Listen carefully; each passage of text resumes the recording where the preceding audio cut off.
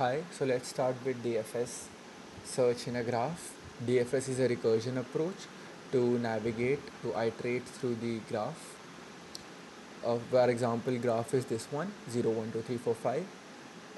An example DFS search for this would be, let's start with 0, so 1, 0, 1, then it will go to 2, then 3, then 4, and then 5. In DFS, we can have multiple answers for the same DFS problem.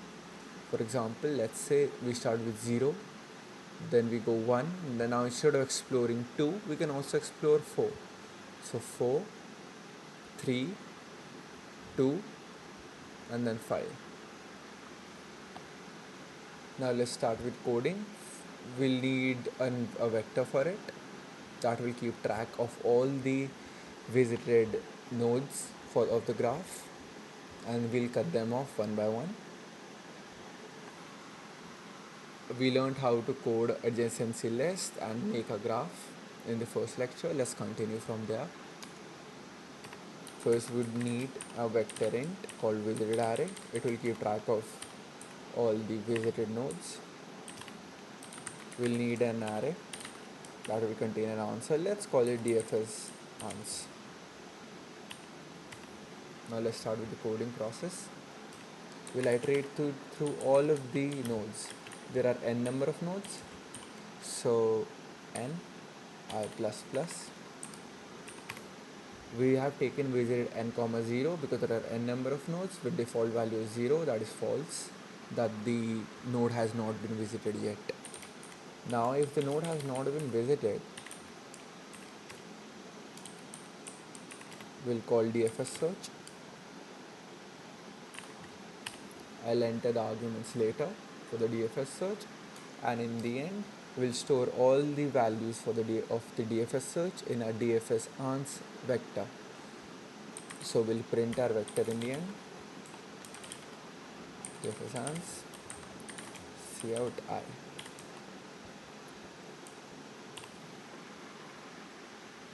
Let's code the DFS. So for the depth first search, I'll enter the arguments later. First of all, we'll push in the DFS answer vector the node that we are currently visiting. So for example 0, we'll push that. Let's call it node.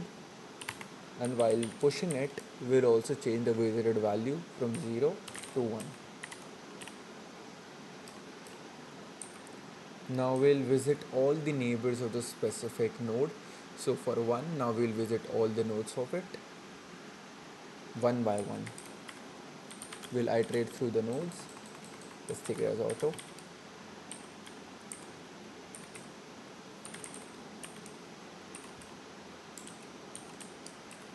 Now if the node has not been visited,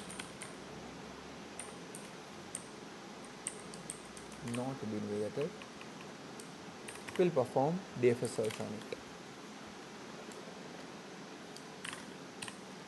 Now let's see what all parameters we needed.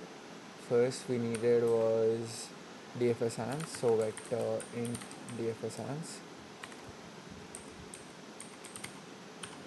We needed the visited array.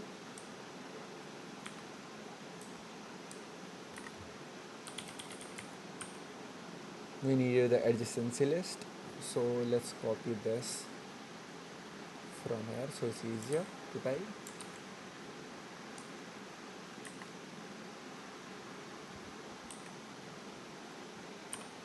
And in the end, the node value. Type it here as well.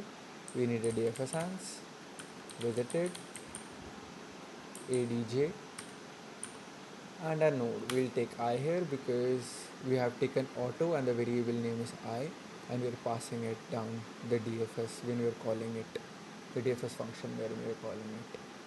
We'll enter the arguments here as well, which were the same as this. We'll have to make a slight adjustment though, that ADG is a child of the class graph. So we'll have to add graph here, and graph is G. So G dot adg to access it. Let's run the code.